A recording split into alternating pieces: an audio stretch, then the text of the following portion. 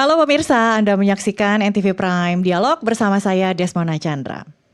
Pemirsa, ancaman krisis pangan yang terjadi akibat dari ketegangan geopolitik, baik itu perubahan iklim misalnya, membuat eksistensi pangan lokal menjadi semakin relevan. Selain varian rasanya yang beragam, artinya sedap di lidah ya. Nah, pangan lokal ini secara alamiah juga mengandung nutrisi gizi yang cukup baik. Tapi di balik itu semua ada jati diri bangsa yang melekat di makanannya, di cara mengolahnya, dan juga di cara menyantapnya. Anda menyaksikan Pangan Nusantara dalam Jejak Budaya. Dan untuk membahas topik yang menarik ini, tentunya sangat menarik kalau kita bahas makanan ya. Sudah hadir 3 perempuan hebat yang berhasil mengangkat derajat pangan lokal. Saya akan perkenalkan satu persatu. Yang pertama ada Ibu Rina Syawal. Beliau adalah Direktur Penganekaragaman Konsumsi Pangan dari Badan Pangan Nasional. Nah, ini dia yang namanya Bu Rina. Kemudian ada Ibu Puji Sumedi, beliau adalah praktisi pemberdayaan masyarakat di bidang pangan lokal berkelanjutan ya, Bu Puji ya. Oke, ini yang namanya Bu Puji dan beliau suka langsung turun ke lapangan, langsung mendampingi masyarakat. Dan di sanalah ia bertemu dengan narasumber saya yang ketiga. Ada Mama Loreta atau yang panggilan akrabnya adalah Mama Sorghum ya, penggerak sorghum di Flores Timur dan juga di Lembata. Oke, Bu Direktur Penganekaragaman Konsumsi Pangan. Kenapa makanan yang kita konsumsi harus beraneka ragam, Bu? Jadi begini Mbak Mona ya, kalau dari sisi kesehatan kita itu harus makan beragam karena kita memang tubuh kita membutuhkan sedikitnya 40 zat gizi. Dan faktanya tidak satupun makanan yang sempurna gizinya. Kalau kita makan sumber karbo dapatnya ya karbohidrat. Makan protein ya sumber protein. Jadi karena itu kita harus beragam makannya yang merupakan sumber karbohidrat, protein dan juga vitamin mineral. Nah, itu dari sisi kesehatan supaya seimbang gizi yang masuk ke dalam tubuh kita. Dari sisi ketahanan pangan, kita akan sangat berisiko ketika tergantung kepada satu jenis pangan tertentu. Ya, karena apabila terjadi guncangan terhadap tadi Mbak sampaikan masalah perubahan iklim, geopolitik dan segala macam itu akan mempengaruhi pangan kita termasuk produksinya. Kalau kita tergantung kepada satu jenis pangan tertentu itu akan sangat berisiko. Kita rentan ya? Kita akan rentan. Ditambah lagi Indonesia ini adalah negara kepulauan ya, yang tentunya apabila kita bicara soal pangan itu pendistribusian pangan menjadi hal yang harus kita perhatikan ya. Ketika daerah pulau yang kemudian pangannya tergantung kepada pangan dari luarnya itu akan sangat berisiko.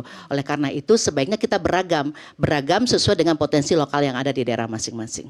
Oke, beragam karena memang tubuh kita butuh zat-zat dan gizi yang tidak bisa hanya saja diambil dari satu sumber pangan lokal saja. Betul. Tapi juga yang kedua tadi ya, ketahanan pangan ya untuk sebagai satu bangsa gitu ya. Ataupun daerah-daerah tertentu kalau misalnya cenderung menggantungkan ke satu sumber pangan ketika ada gangguan logistik gitu misalnya ya, itu akan berdampak pada masyarakat ya, konsumsi masyarakat. Dan kalau misalnya saya baca di sini tidak hanya sekedar asupan nutrisi, tapi pangan lokal itu juga adalah wujud ekspresi budaya ya Bu ya. Betul apa sekali. Artinya Bu Rina? Jadi karena begini ya, pangan yang ada di pola konsumsi pangan yang ada di Indonesia ini sangat erat kaitannya dengan budaya. Oleh karena itu berbeda daerah, berbeda budaya, berbeda pola konsumsinya. Contohnya ya, bagaimana budaya mempengaruhi pangan. Nah, misalnya di daerah Papua, daerah Maluku ya, kemudian di situ pangannya berbeda dengan daerah lain. Budaya memberikan pengaruh preferensi terhadap pangan ya. Konsumen memilih pangan, memilih jenisnya, waktunya, bagaimana cara mengolahnya, itu akan sangat terpengaruh oleh budaya. Jadi artinya antara pangan dan budaya itu memang sangat berkaitan erat. Bahkan di zaman sekarang pun adanya pengaruh budaya-budaya lain yang dari kita juga mempengaruhi pola konsumsi. Ya misalnya sekarang trennya anak muda senangnya generasi Z mengkonsumsi pangan yang mungkin bukan budaya dari Indonesia. Itu begitu eratnya kaitan dengan pangan dengan budaya. Apakah sejauh ini terciptalah semacam satu akulturasi Bu antara pangan lokal dengan budaya luar? Yang Ibu lihat bagaimana? Ya memang sih seperti itu. faktanya memang terjadi seperti itu ya. Oleh karena itu bagaimana sekarang kita berupaya supaya pangan-pangan lokal kita yang biasanya terrefleksikan melalui kuliner-kuliner lokal kita itu bisa kita lestarikan. Ya, kita berharap bahwa ke depan ya seterusnya ke depan itu kuliner Nusantara kita itu merupakan cerminan budaya kita menjadi tuan di negara sendiri. Oke, kalau gitu Bu Puji nih, Ibu kan mendampingi masyarakat ya. Bagaimana sih cara mereka mengelola sumber pangan lokal mereka mulai dari memasaknya kemudian menyantapnya? Yang menarik seperti apa, Bu? Jadi memang ketika kita belajar Indonesia kan sangat kaya ya. Indonesia negara mega biodiversity. Jadi sebetulnya keragaman sumber daya pangan lokalnya itu banyak. Salah satunya pangan lokal. Nah, ketika bicara itu ternyata ketika kita belajar ketika bicara soal sumber pangan itu juga mereka erat dengan ritus, dengan tradisi. Kita mengenal misalnya ada upacara misalnya ketika panen. Di setiap daerah akan beda-beda, tetapi adalah itu bentuk suatu ritual. Mereka menyatakan bahwa itu ucapan terima kasih, ungkapan terima kasih. Ketika kemudian merawat, misalnya dalam satu daerah, misalnya di daerah Timor atau di NTT, ketika tidak sembarang orang memasukkan sumber hasil panennya ke dalam lumbung. Itu sistem pangan mereka sebetulnya. Ini sistem pangan lokal yang masih ada dari masyarakat lokal kita dan itu sangat beragam. Nah, itu sebetulnya pondasi. Nah, tetapi memang ketika kita lihat lama-lama ini kalau kemudian mereka tidak lagi sadar bahwa sebetulnya itu potensi dan sebetulnya kekayaan, maka itu kan akan terdegradasi lah, hilang. Nah, ketika hilang sumber pangannya, boro-boro mau bicara soal kulinernya gitu karena sudah hilang. Apalagi kemudian generasi untuk mengkonsumsinya karena itu udah nggak ada. Nah, sehingga sebetulnya gerakan pangan lokal ini jadi sangat relevan di masa kini dengan tadi kondisi-kondisi yang memang kondisi iklim sangat tidak seimbang lagi gitu ya. Kemudian bagaimana sebetulnya memperkuat sistem pangan di tingkat mulai dari tingkat lokal tadi seperti Bu Rina bilang gitu, dari tingkat-tingkat komunitas itu yang dibangun dan mereka bangga dengan potensi lokal yang mereka punya, baik mulai dari produksi sampai kemudian konsumsi. Mungkin dari sisi kuliner maka kita coba inovasi dari sumber pangan lokal itu coba kita sesuaikan dengan lidah orang anak muda. Itu yang perlu juga sebetulnya kenapa kemudian kita nggak bisa bekerja sendiri tuh. Seperti itu sih. Dan kita juga harus terus berinovasi ya. Oke. Betul. Menyesuaikan dengan perkembangan. Bu Puji, contoh dong pangan lokal yang saat ini sedang menjadi perhatian Bu Puji yang ingin terus dilestarikan. Sebetulnya kami ada di beberapa daerah ya. Jadi kami di Yayasan Kehati mempunyai sebetulnya mitra-mitra. Memang kami khusus untuk jenis-jenis pangan lokal karbohidrat misalnya salah satunya yang terabaikan. Itu misalnya ada di di Maluku, itu karena sagu. Kemudian kita kenal ada embal, ada macam-macam beragam gitu ya. Tetapi bagaimana kemudian mereka masih tadi seperti Mama Loretta sampaikan bahwa mereka masih mengkonsumsi loh. Makan satu hari itu karbohidratnya bisa beragam. Nah, sebetulnya ini kan hal baik gitu ya, yang kadang-kadang kemudian tetapi merasa bahwa kalau belum makan nasi ini kayaknya nggak prestis nih gitu ya. Karena kemudian memang pernah ada fase di mana bicara soal pangan pokok itu adalah beras dari barat sampai timur. Kemudian ketika bicara soal protein misalnya, kita kaya banget dengan kacang-kacangan gitu ya. Keragaman kacang sangat banyak. Nah, itu sebenarnya juga salah satu potensi ketika bicara misalnya protein nabati. Setiap daerah punya beda-beda dan itu beragam keanekaragaman hayati sumber proteinnya. Nah, sebetulnya itu yang kemudian menjadi kekuatan. Ujungnya adalah ketergantungan kita ketika kita melihat sumber protein. Soal impor nantinya kan sebetulnya kita punya potensi-potensi itu. Ini menarik sekali ya bicara soal pangan dengan budaya ya. Karena kan untuk dialog hari ini saya juga research dulu ya. Kalau enggak nanti saya bingung nih ngobrol sama 3 perempuan hebat di sini. Nah, kalau menurut bacaan saya nih, papeda itu yang tadi mungkin Bu Puji sempat singgung ya, kuliner papeda ya bacanya ya. Papeda dari Maluku dan juga di Papua itu tadinya ada semacam storytellingnya ya, yang dimana ada sagu ini merupakan jelmaan manusia atau bagaimana gitu ya Bu ya. Jadi ada cerita di balik itu semua ya. Betul, tadi ketika bicara soal pangan itu sebetulnya ada sumber pangan itu pasti ada satu mitos atau kemudian ada cerita legenda yang kemudian hadir bersamaan. Nanti seperti sorghum, nanti mungkin Mama akan cerita tentang di Timor itu di Flores Timur itu ada cerita Tonubujo. Itu sebetulnya sama kayak kita misalnya kenal nasi, beras ya, ada Dewi Sri, ada Dewi Pohaci. Jadi sebetulnya tidak bisa dilupakan konteks literasi dan kemudian juga pasti setiap tempat itu punya cerita-cerita itu. Jadi tidak sebatas hanya ketika bicara pangan, bicara konsumsi pangan, makan itu bukan cuma sekedar produksi komoditas gitu ya.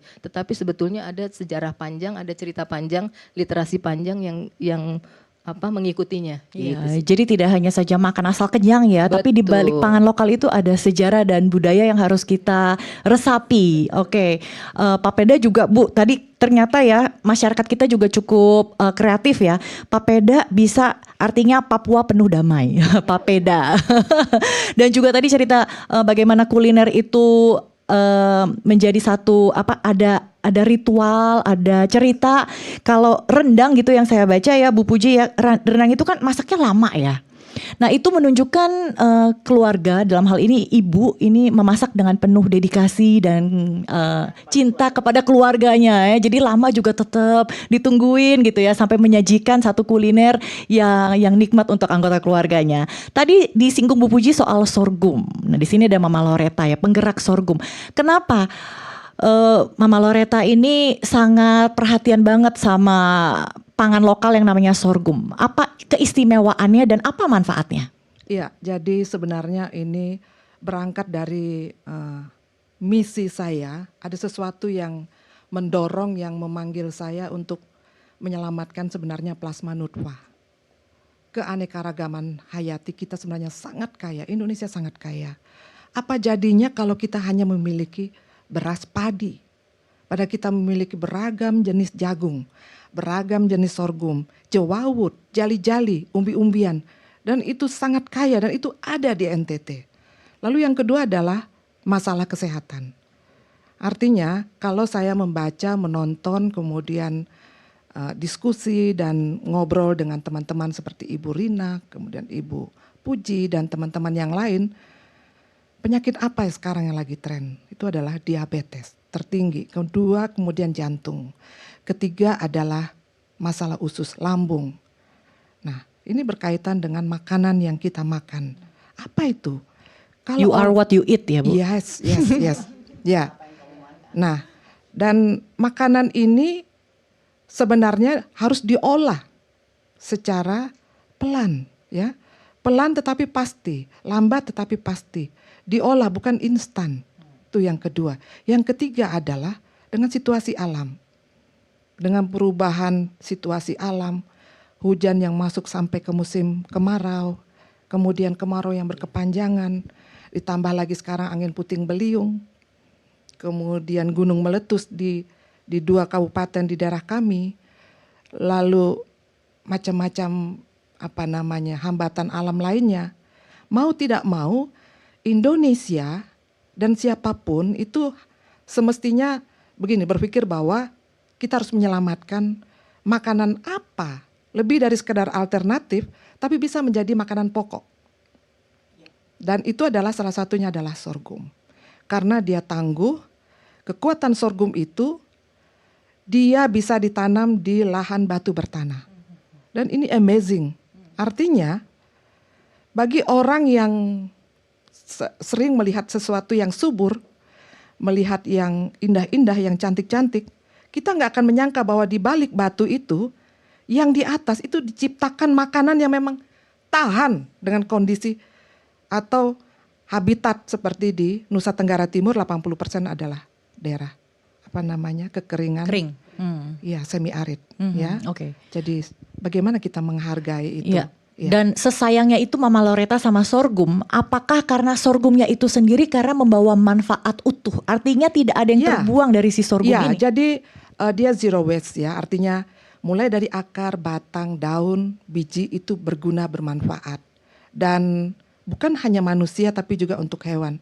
Dan bukan tidak mungkin dengan situasi alam kita, tambang, minyak bumi akan habis, maka kita perlu berpikir renewable energy. Saya teringat ketika COVID, kita galau, kita bingung mencari alkohol 70%. Padahal alkohol itu bisa diciptakan dari sweet sorghum.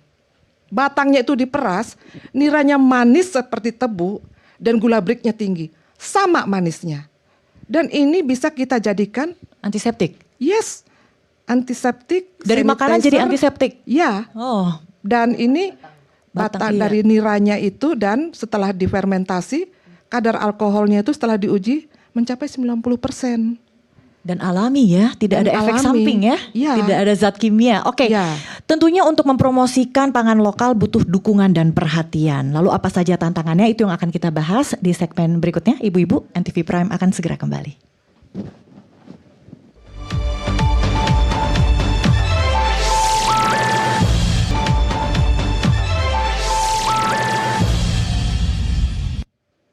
Terima kasih Anda masih bersama kami di NTV Prime. Kami masih membahas terkait dengan pangan Nusantara dalam jejak budaya.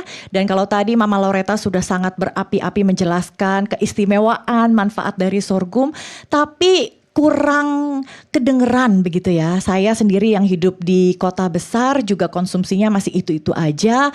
Cenderung mengabaikan alternatif pangan lainnya, pangan lokal lainnya seperti sorghum. Apa tantangannya untuk memperkenalkan, mensosialisasikan dan mempromosikan pangan lokal yang namanya sorghum ini? Ya, tantangan tentu saya akan menjawab yang pertama dari sisi masyarakat yang paling akar rumput, petani. Artinya mindset pola pikir petani itu bahwa menanam itu harus semuanya sama.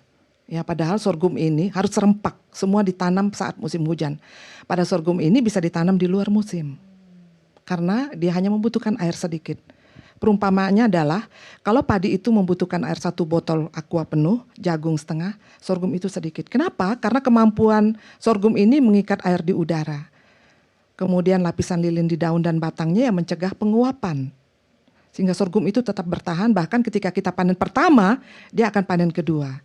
Jadi pola pikir masyarakat, kemudian yang kedua adalah bagaimana mempromosikan itu dari sisi masyarakat itu adalah rasa ya, Konsumen rasa, mungkin ya, ya? konsumen ya, karena jumlahnya masih terbatas ya, jumlah produksinya masih terbatas, hanya di daerah-daerah dampingan kami yang mengembangkan ya. Tetapi sudah banyak replikasi juga di desa-desa yang lain atau di kabupaten lain. Dan media sosial juga sebenarnya sangat berperan penting untuk mempromosikan apa yang sudah dilakukan oleh Maria Loretta dan teman-temannya di daerah, di tempat-tempat yang terpencil untuk mengembalikan sorghum ini. Dan yang tidak kalah penting adalah bagaimana regulasi pemerintah mendukung. Artinya selama ini kan hanya pajale, padi jagung kedelai. Kenapa nggak ditambah pajaleso, yang artinya kalau secara Catchy juga realistis ya kan, namanya. ini Bappenas sudah mendorong kami untuk membantu kami, mendukung kami melalui peralatan Alsintan, kemudian program, bahkan mengirim saya ke India untuk mengenal sorghum lebih melihat dunia lah ya di India sana, karena mereka juga mengembangkan sorghum secara masif.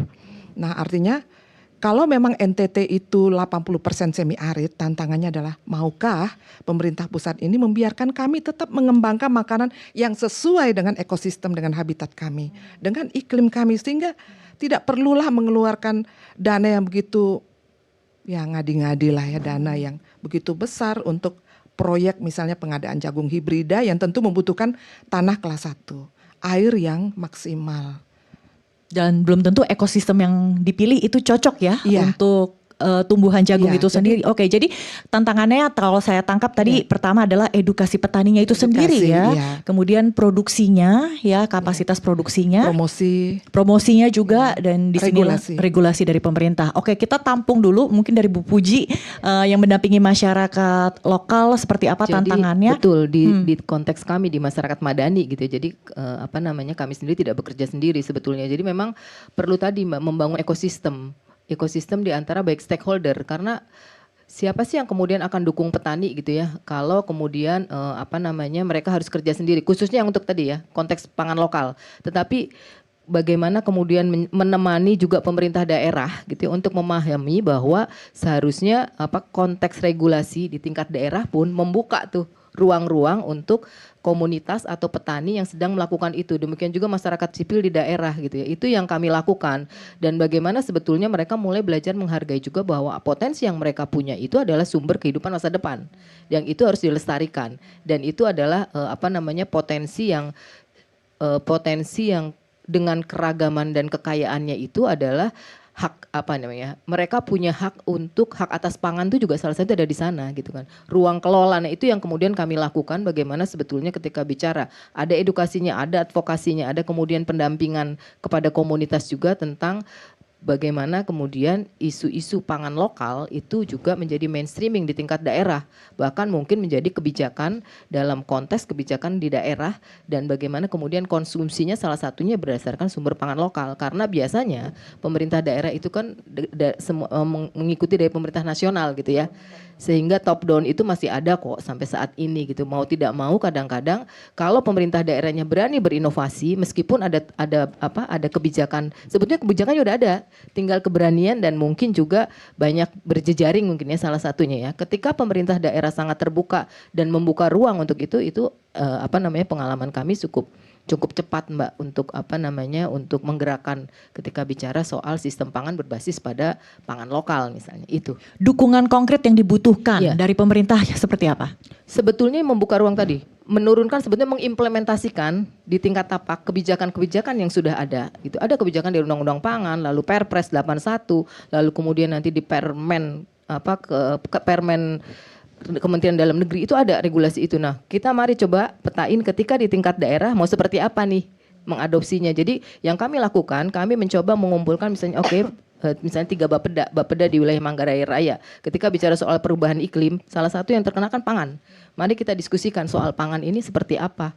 Apakah kemudian selalu tergantung gitu ya, lalu kalau tidak ada bagaimana, dan kemudian melihat kembali potensi yang mereka punya, mendokumentasikan, dan kemudian dari situ dengan kita punya pendokumentasian maka kan kita mengetahui sebetulnya potensi apa yang kita punya. Seperti itu Mbak, salah satunya ya, itu di tingkat kebijakan. Oke. Perlu diperkuat dan oke. perlu yuk ini jadi sesuatu yang penting gitu ya untuk dilakukan ke depan. Oke, silakan Ibu Rina. Kita Jadi- butuh solusi dari Kita- pemerintah soalnya. Jadi tadi apa yang disampaikan oleh Mama Loretta, kemudian Mbak Puji, begitu ya. Sebenarnya pemerintah sudah memberikan perhatian ya. Mungkin kita dalam hal untuk mengimplementasikannya nanti perlu berkolaborasi dengan baik. Dari sisi regulasi sebenarnya sudah cukup banyak ya. Ada undang-undang pangan yang juga bicara soal bagaimana pangan lokal itu dikembangkan, keanekaragaman pangan berbasis kepada potensi sumber daya lokal. Kemudian ada PP-nya nomor 17 tahun 2015, dan yang terakhir yang muncul adalah Perpres 81 tahun 2024 tentang percepatan keanekaragaman pangan berbasis potensi sumber daya lokal. Apa yang disampaikan Mama Loretta, Mbak Puji di dalam kegelisahannya mengenai bagaimana pangan lokal ini bisa berkembang. Sebenarnya di dalam Perpres itu ada 8 strategi itu sudah termuat ya. Misalnya bagaimana mengarus utamakan produksi dan konsumsinya, regulasinya, pembinaan UMKM-nya, edukasi ada di dalam strategi yang dicantumkan di dalam Perpres. Bahkan rencana aksi nasional pun juga ada. Nah, Perpres ini sudah kami coba sosialisasikan ke semua provinsi, kabupaten kota, dan kementerian lembaga, termasuk juga organisasi masyarakat, dan bahkan juga dari Kementerian Dalam Negeri sudah menghimbau pemerintah daerah dengan Inmendagri-nya ya, Instruksi Menteri Dalam Negeri nomor 1 tahun 2025 menghimbau pemerintah daerah untuk melakukan identifikasi potensi pangan lokal. Jadi artinya memang kalau menurut undang-undang kan pangan lokal itu adalah pangan yang dikonsumsi oleh masyarakat berdasarkan potensi dan kearifan lokalnya. Jadi artinya setiap daerah itu berbeda-beda ya, pasti berbeda-beda. Nah, oleh karena itu di dalam bagaimana tadi misalnya ketika perlu diedukasi. Saat ini kami sedang bersinergi dengan Kemendikdasmen ya untuk bagaimana bisa pangan lokal ini masuk ke dalam kurikulum ya, dan kemudian juga baik itu secara nasional maupun di kurikulum muatan lokal. Kami sudah sedang merancang itu dan sedang menyusun bagaimana panduan daerah bisa melakukan. Ini adalah bentuk edukasi. Nah, ketika kita memperkenalkan pangan lokal seperti Mama Loretta tadi misalnya di NTT memperkenalkan sorghum, tapi secara di dunia pendidikannya itu diperkenalkan, kita akan menanamkan mindset itu dari awal ya, supaya mereka cinta pada pangan lokal. Kuliner juga begitu, kita menggandeng berbagai organisasi yang bergerak di bidang kuliner, bagaimana kemudian kuliner Nusantara itu menggunakan bahan baku lokal. Nah, dalam hal pembinaan misalnya kami juga sudah tadi Mama Loretta sudah mengatakan katakan ada bantuan alat ya, bagaimana mengolah sorghum. Kemudian dengan Kehati kami juga bermitra bagaimana kemudian pada kelompok-kelompok yang kami berikan bantuan alat, Kehati membantu dalam hal pembinaan, pendampingan. Ini kolaborasi. Jadi seperti dalam Perpres 81 2024 itu ada 27 kementerian lembaga yang mendukung selain dari pemerintah daerah dan juga pelaku usaha begitu. Jadi tidak bisa sendiri. Kita harus bersama-sama dan kemudian karena lokal tadi sifatnya spesifik di daerah tertentu berbeda. Makanya kenapa pemerintah daerah memang harus paham potensi apa. Tadi biarkanlah pemerintah daerah mengembangkan kebijakannya sesuai dengan potensinya. Memang harusnya seperti itu. Ada memang kebijakan yang sifatnya nasional, tetapi ada yang kebijakannya berbasis kepada kebutuhan daerah itu sendiri. Dan itu sudah dikomunikasikan ke daerah. Sudah ya, tinggal bagaimana kemudian komitmen ini bisa terbangun dengan baik itu tidak mudah ya. Perlu waktu, perlu selalu melakukan advokasi, sosialisasi dan ini harus kerjasama dari semua pihak menurut saya. Jadi saya sangat berterima kasih nih Mbak Puji, Mama Loreta selalu mendukung kita untuk menyanyikan lagu pangan lokal gitu di Indonesia yang mungkin belum terlalu populer begitu. Oke, ada lagunya juga, mungkin ada slogannya juga, nanti ada slogannya juga. Oke, nanti kita dengar sama-sama, tapi kita harus jeda dulu. Kami akan segera kembali, tetaplah di NTV Prime.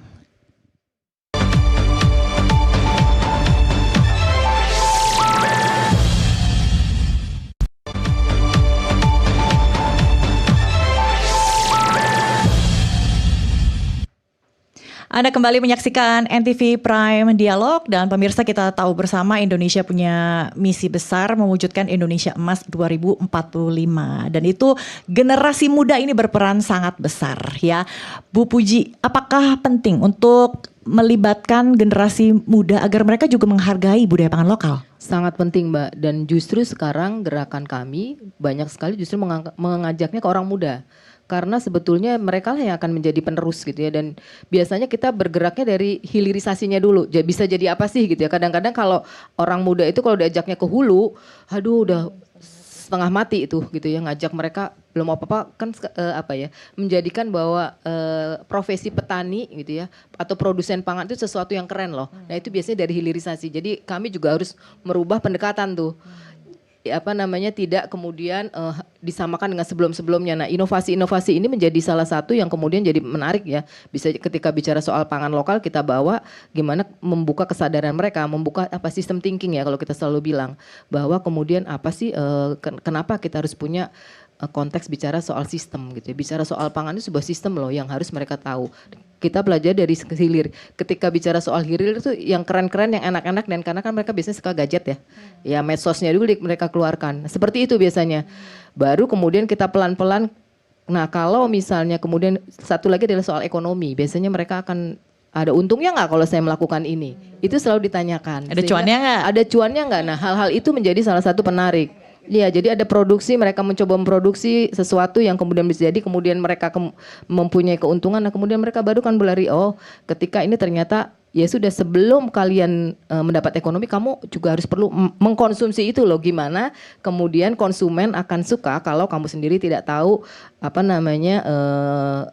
sumber pangan yang kamu tanda petik kamu jual tersebut gitu. Nah hal itu baru mereka kan kemudian perhatian pada hulunya. Jadi salah satu banyak triknya sih sebetulnya ya, mengajak orang muda gitu ya. Karena kan tantangan di luar pun lebih banyak yang menarik kan untuk mereka gitu. Tetapi konteks produksi wilayah-wilayah yang merupakan produksi pangan itu orang muda harus betul-betul kita jagain ya tanda petik supaya mereka menjadi tuan rumah di negerinya sendiri. Iya, gitu. iya. Karena mereka yang akan mewariskan dan tergantung apakah mereka mau meneruskan atau tidak. Untuk itu mereka harus ditanamkan ya kebanggaan budaya pangan lokal.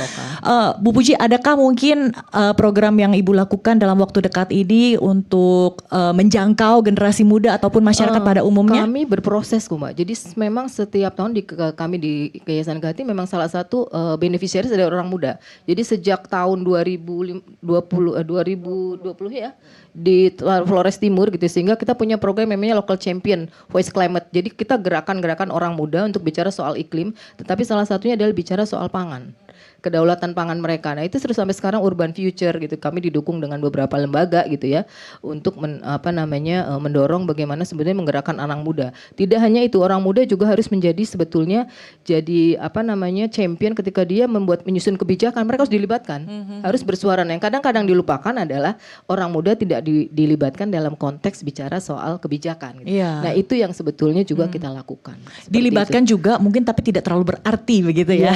Sekarang mengamplifying sebetulnya orang muda itu harus bersuara. Gitu. Nah, Bu Puji, bagaimana dengan kerjasama dengan lintas KL gitu, dengan pemerintah juga misalnya, apa yang dilakukan bersama dengan pemerintah dalam mendorong budaya pangan lokal ini? Iya, kami kan sebetulnya juga lembaga konservasi ya, sebetulnya Yayasan Kehati ini. Jadi kami memang bekerja sama dengan KL, salah satunya dengan Bappenas. Kami intens sekali ya dari tahun berapa 2000-an mungkin 2010-an ya, mungkin kami sudah ketika bicara soal pangan nggak bisa kami kerja sendiri gitu ya, sehingga kami harus menggandeng juga stakeholder lain, KL termasuk. Nah, ketika bicara soal pangan itu kan biasanya hanya produktivitasnya berapa komoditas, tapi yang dilupakan adalah soal value atau nilai budaya. Nah, kenapa kemudian teman-teman juga banyak yang mereka, oh iya, Kementerian Kebudayaan ternyata punya isu yang sama nih ketika bicara soal budaya pangan. Ini kalau divaluasikan kayak apa ya? Tuh ternyata itu yang kadang-kadang tidak terlalu didengar, tidak menjadikan bahwa konteks budaya itu menjadi sesuatu yang berharga gitu ya, yang sebetulnya itu kalau divaluasikan mungkin malah tidak bisa dikuantifikasi gitu karena sangat berharganya hal-hal itu. Dan ini sebetulnya potensi yang ke depan sebetulnya bisa ketika bicara soal pangan itu juga jadi salah satu solusi ketika kita bicara soal daulat pangan ke depan. Adakah mungkin program atau event yang masyarakat umum bisa langsung melihat, terekspos begitu? Jadi rencananya sebetulnya ini dari Kementerian Kebudayaan ya, kemudian mengajak juga stakeholder itu untuk melakukan kenduri budaya pangan Nusantara. Nah, itu rencana di Museum Nasional itu dalam rangkaian Hari Pangan. Nah, sebetulnya Hari Pangan tanggal 13 sampai tanggal 19 acaranya di Museum Nasional. Jadi itu akan ada sejarah pangan Nusantara sampai kemudian juga ada dialog-dialog juga. Ada acara juga untuk food testing gitu ya, seperti itu. Jadi mengajak semua publik untuk melihat dan kemudian ini kita punya keragaman pangan yang sebetulnya bisa potensi untuk daulat pangan ke depan. Jadi ada satu itu. program khusus seperti itu ya. Jadi pangan lokal ini tidak hanya satu narasi ya dalam diskusi saja ya, tapi ini ditampilkan sehingga masyarakat umum juga bisa melihat langsung apa sih wujud pangan lokal yang menjadi kebanggaan bangsa kita. Boleh ditanggapi mungkin Bu Rina? Iya, jadi tadi kalau bicara generasi muda perlu dilibatkan. Sebenarnya memang ini sangat strategis ketika kemudian generasi muda ini, generasi Z dan generasi Alpha itu kalau ditotalkan jumlahnya itu hampir 50% dari penduduk Indonesia. Jadi memang mereka akan sangat menentukan ke depannya seperti apa pangan di Indonesia. Nah, oleh karena itu kita perlu pertama kita bagaimana kemudian mereka itu konsumsinya sehat ya. Makanya kan sekarang ada program MBG salah satunya begitu ya, bagaimana untuk mempersiapkan sumber daya manusia yang berkualitas ya, bagaimana gizinya seimbang ya.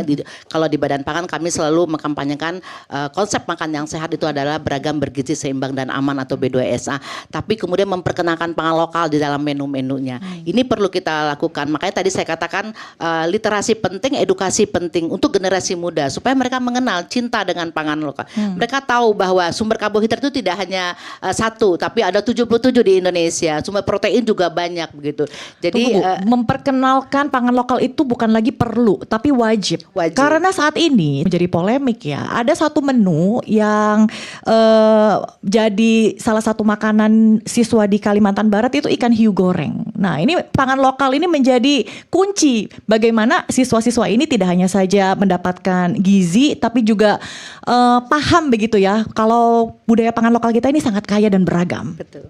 Ya, jadi memang itu perlu. Jadi edukasi tadi perlu untuk memperkenalkan pangan lokal. Dan kemudian juga tadi dikatakan kaitan dengan budaya, sangat-sangat erat kaitannya. Karena itu tadi dikatakan sebuah misalnya kuliner itu muncul, itu ada dengan historinya. Ada storytelling di belakangnya yang lebih besar dipengaruhi oleh budaya.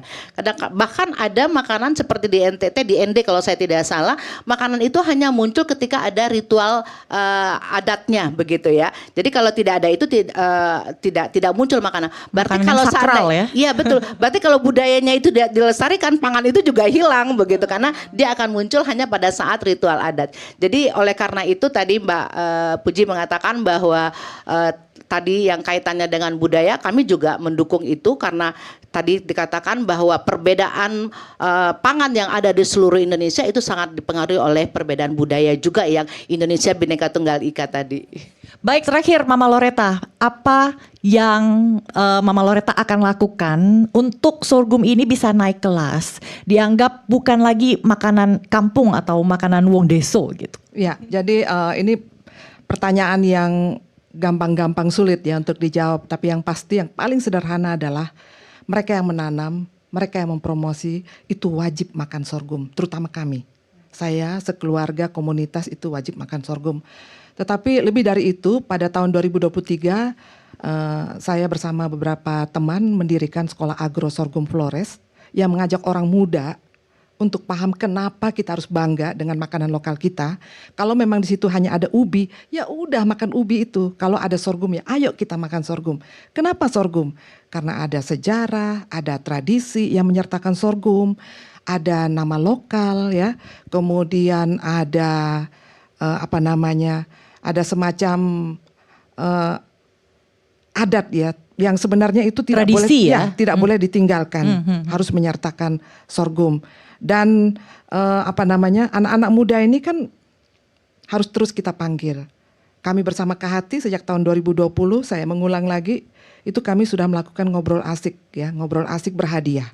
Jadi nggak bisa lagi kita hanya ngobrol-ngobrol kosong. Ya, jadi ada hadiah ya, ada semacam insentif untuk mereka ya.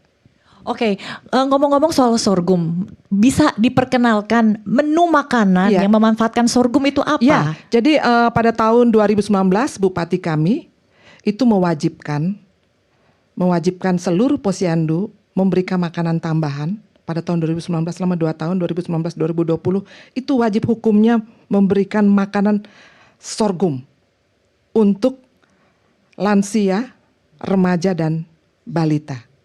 Ya, ini salah satu ajakan kecil ya mempromosikan dari pemerintah kami. Kami bekerja sama dengan pemerintah daerah. Bupati mengeluarkan Perbub. Oke. Ya. Adakah mungkin kuliner menarik yang dibuat dari sorghum? Ada. Contohnya beraneka apa? ragam olahan sorghum yang sudah dibuat oleh teman-teman saya, bukan hanya dari kami ya. Komunitas kami seperti Popgum. Kemudian ada sereal. Saya bisa dibawakan sereal ya. Oh, Kemudian ya sudah ada dibawa. brownie sorghum, ada gula sorghum. Contohnya ini ya. Oke. Dan ini adalah sereal sorghum yang terbuat dari beras, kemudian digiling menjadi tepung, kemudian dilakukan proses pemanasan sehingga menjadi sereal. Ini sangat baik dikonsumsi oleh Cara bayi konsumsinya? balita. Cara konsumsinya cukup 1 sendok makan, kemudian bisa dicampur dengan susu untuk rasa creamy atau boleh tidak dengan susu, dan bagi mereka yang menderita lambung, kemudian kanker ataupun diabetes tidak boleh dengan gula. Hanya semata ini. Oke, Ya. ini sudah jadi satu menu sarapan ya? Ya, ini menyembuhkan Oke. orang yang menderita sakit lambung, diabetes, kemudian kanker yang udah muntah-muntah. Kemudian apalagi Bu?